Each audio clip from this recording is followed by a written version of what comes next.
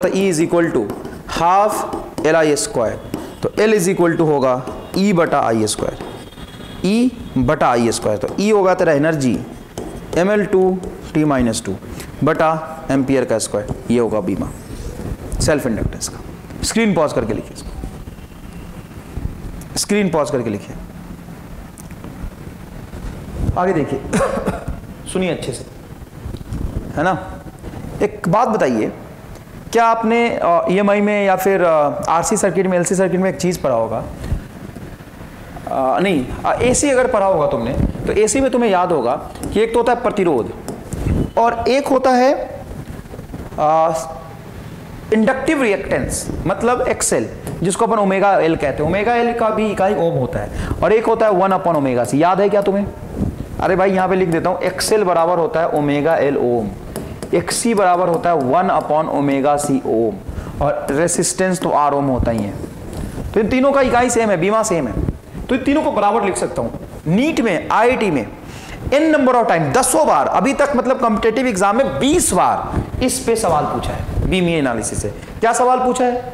तो यदि मैं इन तीनों को बराबर रख दूं, यदि मैं इन तीनों को R ओमेगा L और 1/ओमेगा C को बराबर रख दूं, तो यहाँ पे ध्यान से देखा जाए, इन दोनों को बराबर रखूं तो मैं लिख सकता हूं omega is equal to L नीचे चला जाएगा तो R बाई L। ओमेगा क्या होता है 2π/T, तो T बराबर क्या हो जाएगा R बाई L, और ओमेगा को 2πf भी कह सकते हैं, तो F कह सकते हैं। तो अब सुनो यहाँ पे ध्यान से, अब तुम्हें ये चीज समझने की जरूरत है, याद नहीं करना, रटना नहीं, समझना है।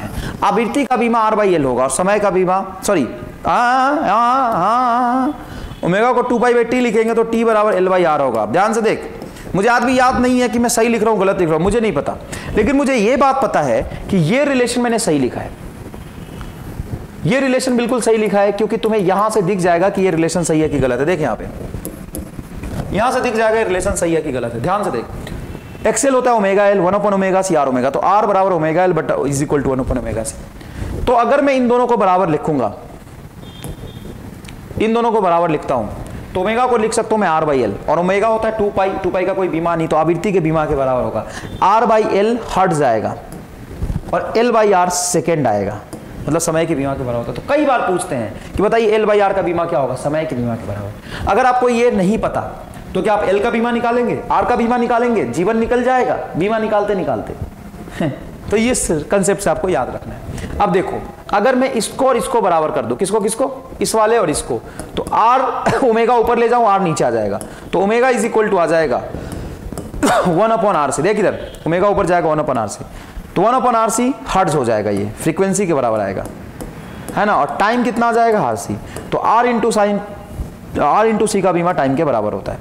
अब देख, अगर मैं इनको और इनको बराबर कर दूं, तो ध्यान से देख, ओमेगा ऊपर चला जाएगा तो ओमेगा स्क्वायर आ जाएगा 1/LC, तो ओमेगा और फ्रीक्वेंसी बराबर आ जाएगा 1/√LC, या टाइम इज इक्वल टू कह सकता हूं मैं सिंपल √LC। क्या पढ़ा रहा हूं, समझ आ रहा है तुम्हें? मैंने क्यों बोला है कि आज तक कॉम्पिटिटिव एग्जाम में 20 बार 20 टाइम्स 20 बार से ज्यादा ये सवाल पूछा जा चुका है। क्या पूछते हैं साहब? तो बोल देते हैं बताओ √RC किसका बीमा होगा, समय का। RC किसका बीमा, और √LC किसका बीमा होगा, समय का। RC किसका बीमा होगा, समय का। L बाई R किसका बीमा होगा, समय का। तो हमें 6 चीज चल रहा है, अलग अलग फॉर्मूला, तो रट नहीं सकते। रट क्या सकते हैं, ये वाला, ये याद है तो जिस जैसा भी रिक्वायर्ड आपको कैलकुलेशन करना है वहां से आप निकाल सकते हैं। क्लियर है? स्क्रीन पॉज करके अच्छे से बेटा लिखिए, स्क्रीन पॉज करके इसको अच्छे से लिखिए, एकदम बढ़िया से लिखिए स्क्रीन पॉज करके। चलिए बेटा नेक्स्ट देखिए, नेक्स्ट देखिए, एक होता है बेटा ऊर्जा घनत्व। ऊर्जा घनत्व, ऊर्जा घनत्व मतलब ऊर्जा बटा आयतन, ऊर्जा बटा आयतन। ऊर्जा का बीमा क्या होता है, तो आप जानते हैं ऊर्जा का बीमा होता है ml2 t-2 और आयतन होगा L3। जब इसको भाग देंगे तो यह आएगा ml-1 t-2, और याद करने की कोशिश करेंगे तो आपको याद आएगा कि अरे यार ये तो दाब का बीमा था, अरे यार ये तो वही प्रतिबल का बीमा है। याद आ गया, किसका बीमा है ये, प्रतिबल का बीमा, अभी अभी मैंने पढ़ाया है। और ढंग से याद करेंगे तो आपको ये याद आएगा कि अरे यार ये तो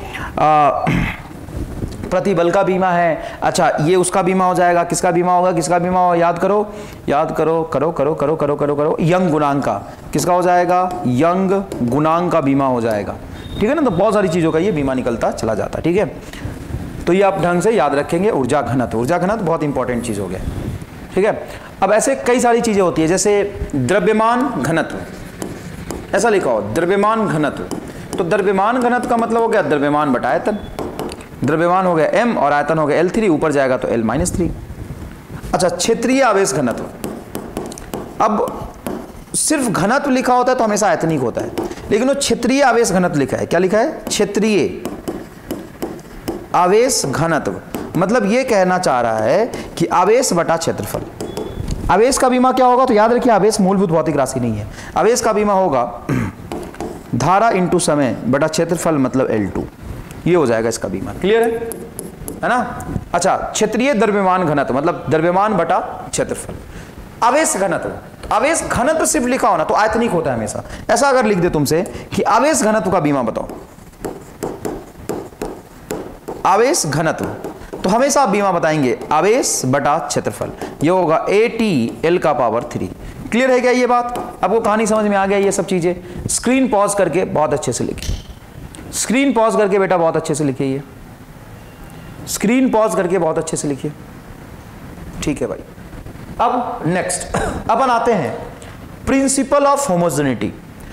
प्रिंसिपल ऑफ होमोजेनिटी एकदम आराम से आम भाषा में समझने की कोशिश करो। प्रिंसिपल ऑफ होमोजेनिटी क्या होता है? अगर मैं तुमसे बोलूं कि 4 kg प्लस 2 मीटर कितना होगा?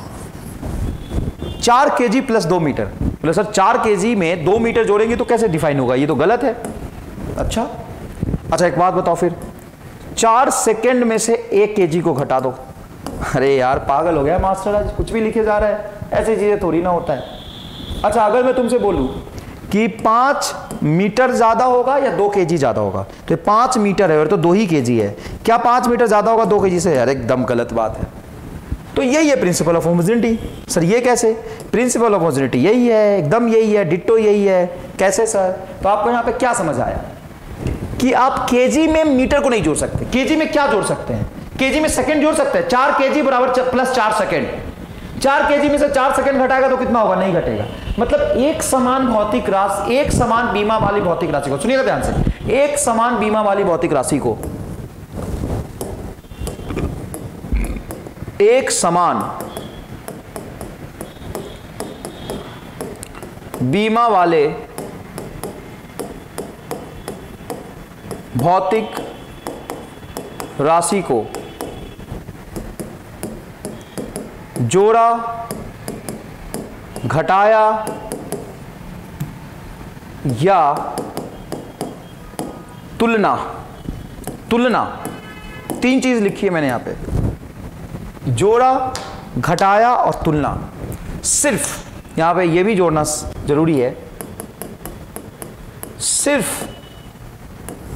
एक समान बीमा वाले भौतिक राशि को जोड़ा, घटाया या तुलना किया जा सकता है। असमान भौतिक राशि को जोड़ा, घटाया, तुलना नहीं किया जा सकता। असमान बीमा वाली भौतिक राशि को, जैसे सेकंड और केजी अलग अलग बीमा है, मीटर और केजी अलग अलग बीमा है, तो इनको तुलना, घटाओ या जोड़ नहीं कर सकते। 3 चीजें जो होता है ना, 3 चीजें, कौन सी 3 चीजें? 3 चीजें आपका है जोड़, घटाओ और गुना, है ना? जो ना जो गुना नहीं बे, गुना नहीं, रुको, जोड़, घटाओ और तुलना, बड़ा होना, छोटा होना, ये चीजें हमेशा एक समान बीमा वाली भौतिक राशि के बीच आती है। एक समान बीमा वाले भौतिक राशि के बीच आती है। हमेशा और हमेशा एक समान बीमा वाले भौतिक राशि के बीच आएगा।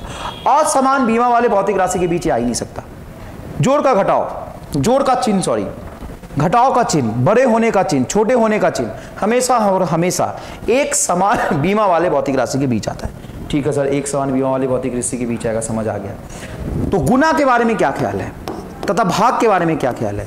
गुना तथा भाग असमान या समान भौतिक राशि के बीच आ सकता है। समान भौतिक राशि के बीच आ सकता है। के बीच आ सकता है। इसको साहब कोई दिक्कत नहीं है, इसको साहब कोई परेशानी नहीं है, एक समान या असमान भौतिक राशि के बीच आराम से आ सकता है, इसको कोई प्रॉब्लम नहीं है। प्रॉब्लम किसको है? प्रॉब्लम किसको है? जोड़ को, घटाव को, तुलना को। यह हमेशा एक समान भौतिक राशि के बीच ही होगा, असमान भौतिक राशि के बीच नहीं होगा। एग्जाम्पल के लिए आप यहाँ पे लिखेंगे इसको, ऐसा नहीं है कि इसको इग्नोर करेंगे, ये एग्जाम्पल लिखेंगे तभी आपको ये चीजें समझ आएगी कि आपने क्या कहा है। ठीक है, स्क्रीन पॉज करके इसको लिखिए, स्क्रीन पॉज करके साहब इसको लिखिए, स्क्रीन पॉज करके इसको लिखिए। नेक्स्ट देखिए, यदि ए तथा बी दो असमान भौतिक राशि, असमान बीमा वाली भौतिक राशि है, भौतिक राशि है, कौन? ए तथा बी। ए तथा बी दो असमान बीमा वाली भौतिक राशि है, मतलब दोनों का बीमा अलग अलग है। यदि ये दोनों ही असमान बीमा वाली भौतिक राशि है, सॉल्यूशन समझिएगा, यदि ए तथा बी दो असमान बीमा वाली भौतिक राशि है, मतलब दोनों का बीमा एकदम अलग अलग है, तो निम्नलिखित में से कौन सा ऑप्शन, मतलब निम्नलिखित में से सही संबंध बताएं। निम्नलिखित में से सही संबंध, निम्नलिखित में से सही संबंध बताएं, निम्नलिखित में से सही संबंध बताएं। तो अब निम्नलिखित में से सही संबंध, निम्नलिखित देखिए क्या लिखा हुआ है। पहला ऑप्शन है a प्लस बी, दूसरा ऑप्शन है a माइनस बी, तीसरा ऑप्शन है a इंटू बी, चौथा ऑप्शन है a बटा बी, पांचवा ऑप्शन है a plus a into B, है ना, छठा ऑप्शन है a बटा a माइनस बी। आओ इनमें से सही और गलत संबंध बताइए, बहुत आसान है। यदि ए तथा बी दो असमान बीमा वाली भौतिक राशि है, इनका बीमा समान नहीं है, तो आप इनको जोड़ नहीं सकते, पहला गलत है। इनको घटा नहीं सकते, इनको गुना कर सकते, कोई दिक्कत नहीं, भाग दे सकते हैं, सही है। ये भी सही है, ये गलत है, क्यों घटा नहीं सकते, माइनस बी नहीं कर सकते। फिर ये कैसे सही है? तो आपसे बोला ना कि ए और बी बीमा अलग अलग है, तो ऐसा भी तो हो सकता है कि बी बीमाहीन है और ए का लंबा एल है, बीमा अलग होना चाहिए। इसका बीमा नहीं है और ये बीमा है। हाँ बेटा सही लिखा है ये। अच्छा सर ये देखना, ये बड़ा इंपॉर्टेंट है। ए स्क्वायर प्लस बी एकदम सही है, ए और बी को ऐड नहीं कर सकता, लेकिन ए स्क्वायर और बी को ऐड कर सकता हूं। क्यों साहब? तो ऐसा देखो कि ए का बीमा एल है मान ले, और बी का बीमा एल स्क्वायर है, तो जोड़ नहीं सकता मैं, क्षेत्रफल को और लंबाई को जोड़ नहीं सकता मैं, क्षेत्रफल को और लंबाई को जोड़ नहीं सकता। लेकिन जैसे मैं ए का स्क्वायर करूंगा तो एल स्क्वायर हो जाएगा, एल स्क्वायर से एल स्क्वायर तो जोड़ सकता हूं ना। ए और बी का बीमा साहब अलग है, ए और बी का बीमा साहब अलग है, लेकिन ए स्क्वायर और बी का बीमा तो समान हो सकता है। बहुत जबरदस्त सवाल है, बहुत जबरदस्त सवाल है, समझिएगा प्लीज। क्या ए और बी का बीमा अलग है तो इनको जोड़ा नहीं जा सकता, इनको घटाया नहीं जा सकता, इनको तुलना नहीं किया जा सकता, लेकिन लेकिन लेकिन ए स्क्वायर और बी का बीमा तो सेम हो सकता है। इसीलिए ये वाला रिलेशन सही है, ये भी रिलेशन सही है, ये रिलेशन सही है, ये रिलेशन सही है। क्योंकि गुना और भाग करने के लिए एक समान बीमा की जरूरत नहीं पड़ती है, गुना और भाग करने के लिए एक समान बीमा की जरूरत नहीं पड़ती है। गुना और भाग करने किसी को भी कर सकते हैं, गुना और भाग। क्लियर है ये बात? गुड, लिखिए प्लीज, स्क्रीन पॉज करके अच्छे से लिखिए, स्क्रीन पॉज करके बेटा अच्छे से लिखिए। लिख लिया गया? चलो आगे देखो। अब बीमाहीन फलन के बारे में देखते हैं। बीमाहीन फलन, कौन कौन से बीमाहीन फलन होंगे? बीमाहीन फलन, बीमाहीन फलन मतलब शुद्ध संख्या, शुद्ध संख्या तथा शुद्ध संख्या का घात, ये दोनों ही बीमाहीन होते हैं। शुद्ध संख्या तथा शुद्ध संख्या का घात, ये दोनों ही बीमाहीन होते हैं। जैसे मैं लिखूं y इज इक्वल टू 10 का पावर x, तो ये पूरा का पूरा शुद्ध संख्या 10 बीमाहीन होगा, x बीमाहीन होगा, और 10 का पावर x ये भी बीमाहीन होगा। तो तीनों ही बीमाहीन है। अब समझने की कोशिश करिए कि सिर्फ 10 की बात करूं या सिर्फ x की बात करूं या 10 का पावर x जो नेट मिला के आएगा, ये तीनों ही बीमाहीन होगा, ये तीनों ही क्या होगा? बीमाहीन होगा। अच्छा नेक्स्ट देखिए, एक जबरदस्त चीज दिखाता हूं मैं। y बराबर साइन थीटा। इसमें कौन कौन बीमाहीन है? साइन थीटा को ब्रैकेट में ले सकते हो, साइन थीटा। इसमें बीमाहीन कौन कौन है साहब? या सिंपल साइन थीटा लिखो, कोई दिक्कत नहीं है। इसमें बीमाहीन कौन कौन है साहब? बीमाहीन भौतिक राशि बताएं आप, बीमाहीन भौतिक राशि बताएं। तो सुनिएगा बीमाहीन भौतिक राशि कैसे बताएंगे। आप बोलेंगे कि सर ये थीटा हमने पढ़ा है कोण बीमाहीन होता है। अच्छा, आपने पढ़ा है, अच्छी बात है। और सर साइन थीटा भी तो लंब बटा कर्ण है, ये भी तो बीमाहीन होगा। बिल्कुल सही है। तो अकेला थीटा बीमाहीन है और साइन के साथ थीटा पूरा मिलके साइन थीटा बीमाहीन है। थीटा भी बीमाहीन है और साइन थीटा भी बेटा बीमाहीन है। बताओ समझ आया कि नहीं? अच्छा, साइन बताओ बीमाहीन होगा कि नहीं होगा? साइन के बारे में क्या ख्याल है? साइन के बारे में क्या ख्याल है? साइन के बारे में तो साइन जैसा कोई चीज होता ही नहीं है। कहीं तूने देखा ना साइन पर है साइन? अबे साइन होता ही नहीं बे। या तो थीटा अकेला होता है जिसको कहते हैं अपन कोण, या साइन थीटा होता है। थीटा होता है, बिल्कुल होता है सर। साइन थीटा होता है, हाँ होता है। तो थीटा भी बीमाहीन है और साइन थीटा भी बीमाहीन है। अच्छा, बहुत सुंदर। आओ, y इज इक्वल टू ई के पावर x, इसमें कौन बीमाहीन है? तो सुनो, इसमें अकेला x और e का पावर x दोनों बीमाहीन होगा। दोनों क्या होगा? बीमाहीन होगा। कौन दोनों सर? कौन दोनों सर? x भी बीमाहीन होगा और e का पावर x भी बीमाहीन होगा। दोनों बीमाहीन होगा। x अकेला बिल्कुल बीमाहीन है और e का पावर x तो बीमाहीन है। अपन क्यों ऐसा पढ़ रहे हैं? इसमें बहुत जबरदस्त सवाल बनते हैं, तो अच्छे सवाल करने के लिए ये समझना जरूरी है। अच्छा, ये स्क्रीन पॉज करके लिखिए।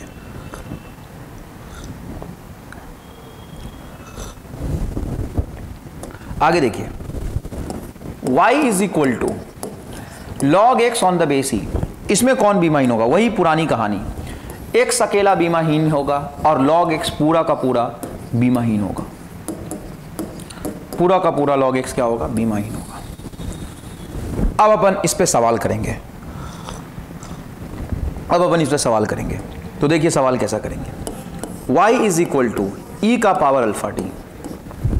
y is equal to e का पावर अल्फा टी, ठीक है ना? या फिर मैं ऐसा कर देता हूं, v बराबर बीटा अल्फा टी, जहां v बेग है, t समय है। ये तो अंडरस्टूड है वैसे। v बेग है, t समय है। तो अल्फा तथा बीटा का बीमा बताएं।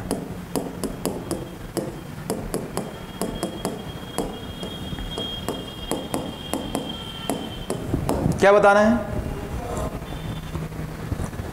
अल्फा तथा बीटा का बीमा। चलो अब यहां से सवाल शुरू होगा। अब मैं जो कहता हूं उसको ध्यान से सुनते जाना। अब मैं 2-3 चीजें जबरदस्त बताऊंगा, सवाल चुटकी में सॉल्व होगा। देख इधर, पहली बात, जो भी बीमाहीन चीजें आपको दिखाई दे उसको हटा के उसके जगह पे 1 लिख दो। जो भी बीमाहीन चीजें दिखाई दे उसको हटा के वहां पे उसके जगह पे 1 लिख दो। चलो सबसे पहली बात, क्या तूने अभी पढ़ा कि ई का घात समथिंग जो भी होता है, ई का घात जो भी होता है बीमाहीन होता है, और ई का पावर x पूरा मिला के बीमाहीन होगा। मतलब पूरा एक्सपोनेंशियल फलन और x अलग अलग बीमाहीन होगा। तो इसमें 2 चीजें आपको बीमाहीन दिखेगी। 2 चीजें कौन सी बीमाहीन दिखेगी? देखिए बेटा, 2 चीजें आपको बीमाहीन दिखेगी। ई का पावर अल्फा टी पूरा बीमाहीन है। ई का पावर, ई क्या होता है? प्योर नंबर 2.71, ये बीमाहीन है भाई। इसके घात में क्या होगा? गोली मार। ई का घात समथिंग पूरा मिला के बीमाहीन होगा। इसको हटा के 1 लिख दे तो v बराबर बीटा होगा। v बराबर बोल क्या होगा? बीटा होगा। मतलब सिंपल, बीटा का बीमा बेग के बराबर होगा LT-1। आंसर आ गया। देख इधर आंसर आ गया। और मैंने एक और चीज बताई है, अल्फा टी। अल्फा बीमाहीन हो गया क्या? हमें नहीं पता। टी बीमाहीन होगा क्या? हमें नहीं पता। अबे क्यों नहीं पता? बे ई का घात है वो, नहीं है वो ई का घात। ई का घात अल्फा नहीं है, ई का घात टी नहीं है। ई का घात है अल्फा इंटू टी। ई का जो मेन घात है ना, ई के ऊपर क्या है? अल्फा इंटू टी का गुणनफल है। तो हम अल्फा के बारे में कुछ नहीं कह सकते, टाइम के बारे में कुछ नहीं कह सकते, क्योंकि अल्फा अकेला घात नहीं है, टी अकेला घात नहीं है। यहां पे घात कौन है? यहां पे घात है अल्फा और टी का गुणनफल, तो कह सकते हो कि ई का घात जो अल्फा और टी है वो उसका गुणनफल बीमाहीन होगा। तो अल्फा इंटू टी के जगह पे 1 रखोगे तो सीधा सीधा अल्फा बराबर 1/t, मतलब टी का पावर -1 आंसर आ गया।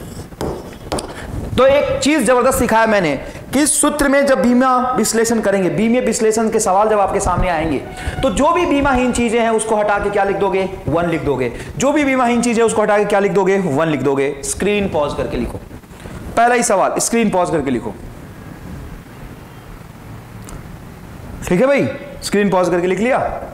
आगे देखो आगे देखो, ये देखना भाई, देखना भाई, समझना अच्छे से। ऐसा लिखा हो एफ बल, एफ बल ही होगा ना यार, बल बराबर gamma alpha T plus gamma x plus beta T square, beta V square minus beta V square. तो टी जानते हैं, एक्स जानते हैं, वी जानते हैं, सब जानते हैं। ठीक है भाई, समय इजुअल स्टैंडर्ड मीनिंग होगा। एक्स क्या है, दूरी, वी क्या है, वेग। तो अल्फा बीटा तथा गामा का बीमा बताएं। सवाल क्या है, अल्फा बीटा तथा गामा का बीमा बताएं। अल्फा बीटा तथा गामा का बीमा बताएं। कैसे करेंगे सॉल्व, कैसे करेंगे सॉल्व? अल्फा बीटा तथा गामा का बीमा बताना है, अल्फा बीटा तथा गामा का बीमा बताना है। सुन ध्यान से, जब भी बीमे विश्लेषण करोगे उसमें बराबर का चिन्ह होगा, जोड़ का चिन्ह होगा, घटाव का चिन्ह होगा। क्या तुमने ये सीखा है कि 4 मीटर बराबर 4 केजी लिख सकता हूं? 4 मीटर और 4 केजी बराबर होगा ना। एक समान भौतिक राशि के बीच में ही बराबर का चिन्ह आ सकता है। Okay, very good very good. मतलब मैंने पढ़ाते हुए एक चीज यहां पे गलती नहीं करी है, मिस कर दी है कि यहां पे एक चिन्ह और आना चाहिए बराबर का। मतलब एक समान भौतिक राशि का तुलना कर सकते हैं, मतलब बराबर या बड़ा छोटा एक ही चीज है।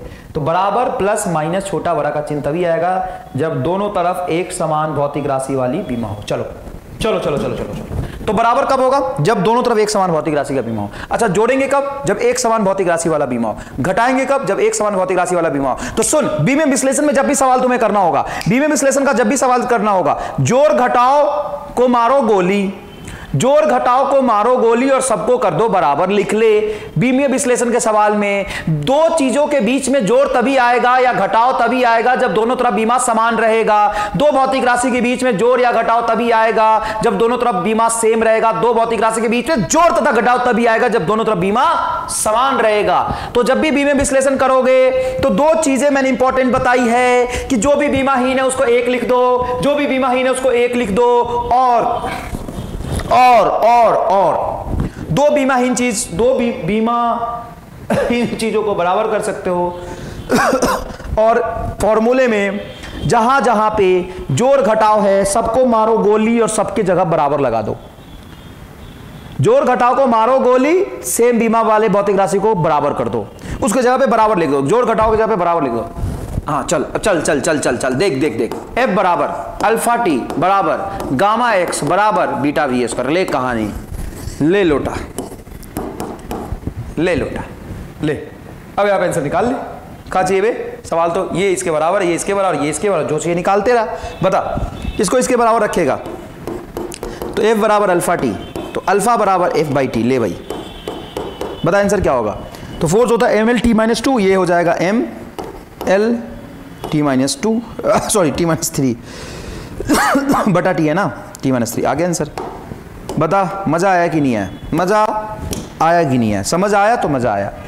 गामा एक्स बराबर एफ बराबर गामा एक्स, तो एक्स बराबर हो जाएगा एफ, सॉरी एक्स तो पता है, गामा, तो गामा बराबर हो जाएगा एफ बाई एक्स। तो ये हो जाएगा ml-t-2 और x का l, तो ये हो जाएगा mt-2, mt-2। इधर देख, f बराबर बीटा वी स्क्वायर, f बराबर बीटा वी स्क्वायर, तो बीटा बराबर बता क्या होगा, f बटा वी स्क्वायर। निकाल ले, इसको सॉल्व कर ले। बुझाया मैं क्या कह रहा हूं? सवाल आसान होते हैं कि मुश्किल होते हैं? अरे बहुत आसान होते हैं साहब, बहुत आसान होते हैं साहब। स्क्रीन पॉज करके लिखिए फटाफट, स्क्रीन पॉज करके लिखिए फटाफट। चलिए आगे सवाल देखिए। u पोटेंशियल एनर्जी है साहब। क्या बेटा? पोटेंशियल एनर्जी है अल्फा टी बटा एक्स प्लस बीटा एक्स। ओ रुक रुक बीटा टी, हाँ लिख दिया लिख दिया तो लिख दिया तो लिख दिया। अल्फा तथा बीटा का म्यू होता है।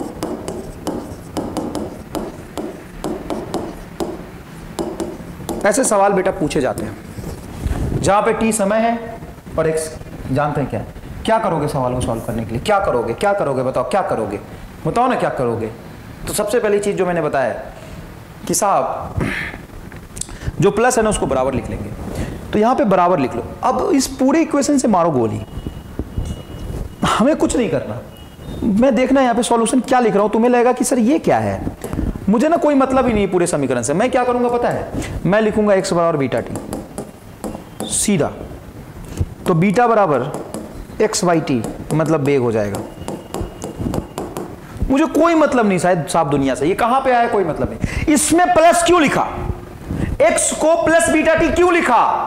क्योंकि दोनों का बीमा समान रहा होगा, तो मैं बराबर कर दूंगा। दोनों को बाहर निकाल के बराबर कर दोगे? हाँ कर दूंगा, क्योंकि इन दोनों का बीमा समान रहा होगा मुझे पता है। और दो समान बीमा वाली भौतिक राशि को बीमे रूप से बराबर लिख सकते हैं। तो मैं एक्स और बीटा टी लिख दूंगा, यहां से बीटा का बीमा आ गया, बात खत्म, कहानी खत्म। कोई मतलब नहीं फॉर्मूले से, सूत्र से, डेफिनेशन से, इक्वेशन से। तो सर अब आगे क्या? अब आगे सुन पोटेंशियल एनर्जी है ना तेरा, तो यू बराबर अल्फा टी बटा एक्स। सर एक्स बस हाँ भाई बस। क्यों? क्योंकि x plus beta T, x का बीमा प्लस बीटा टी का बीमा, तो एक्स का और बीटा टी का बीमा समान है, और समान बीमा वाली को चीजों को जोड़ोगे तो वही आएगा। अरे भाई यार सुन मेरी बात सुन, क्या मैं बीटा टी को बी में रूप से एक्स लिख सकता हूं? हाँ भाई बीटा टी को एक्स लिख सकते हो, क्योंकि एक प्लस है मतलब बराबर है, तो इसको एक्स लिख सकते हो। एक्स प्लस एक्स क्या होगा? 2x। अरे बेग प्लस बेग क्या होगा? बेग। द्रव्यमान प्लस द्रव्यमान क्या होगा? द्रव्यमान। लंबाई प्लस लंबाई क्या होगा? लंबाई। ऊर्जा प्लस ऊर्जा क्या होगा? ऊर्जा। तो x प्लस x का बीमा बराबर क्या होगा? x मतलब x। तो ये अल्फा, तो अल्फा क्या होगा? ux by T. ले साहब, u का बीमा पता है, x का बीमा पता, t का बीमा, निकाल ले आंसर, निकाल ले आंसर। बता मजा आएगी नहीं है? समझ आया? तो स्क्रीन पॉज करके इसको लिखिए। अब नेक्स्ट लेक्चर में अपन आगे इस पे बहुत सारे सवाल करेंगे, अभी खत्म नहीं हुआ है, अभी 4 सवाल कराए, 40 और कराऊंगा। समझ में आया कि नहीं आया? स्क्रीन पॉज करके पहले इतना लिख लो।